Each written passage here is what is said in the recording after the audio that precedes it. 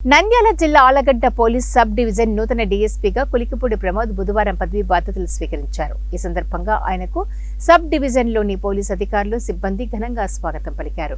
అనంతరం ఆయన మీడియాతో మాట్లాడుతూ పాడేరులో డీఎస్పీగా పనిచేస్తూ ప్రభుత్వ ఆదేశాల మేరకు ఆలగడ్డ పోలీస్ సబ్ డివిజన్కు రావడం జరిగిందని అన్నారు. గతంలో అనంతపురం పోలీస్ ట్రైనింగ్ కళాశాలలో శిక్షణ పొందడం జరిగిందని తెలిపారు.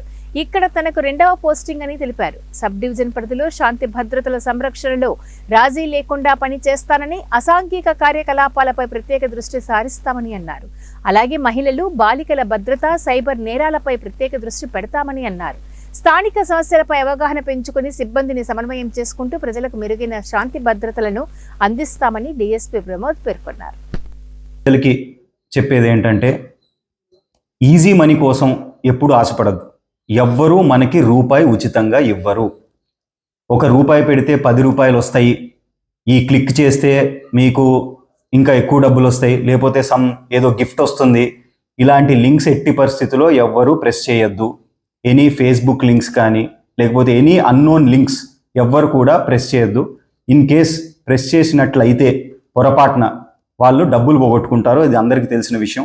ఒక్కసారి డబ్బులు పోగొట్టుకున్న తర్వాత చేయాల్సిన ప్రక్రియ ఏంటంటే 1930 అనే ఒక టోల్ ఫ్రీ నెంబర్ మీరు వెంటనే చేసినట్లయితే, ఏదైతే మీరు డబ్బులు పోగొట్టుకున్న ప్రాసెస్ వాళ్ళకి చెప్తే ఒక సైబర్ కంప్లైంట్ అనేది రిజిస్టర్ అవుతుంది. రిజిస్టర్ అయ్యి ఎక్కడైతే పోగొట్టుకున్నారో దట్ కన్సర్న్ పిఎస్కి వాళ్ళు రిట్రైవ్ చేసి పంపిస్తారు.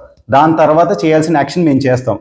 కానీ ప్రజలు ఒక్కసారి జరిగిన తర్వాత వెంటనే 1930 గనక కాల్ చేయకపోతే వచ్చే ప్రాబ్లం ఏంటంటే, ఫర్ ఎగ్జాంపుల్ ఒక సైబర్ క్రైమ్ చేసిన వ్యక్తికి డబ్బులు వచ్చినాయి అని అనుకుందాం.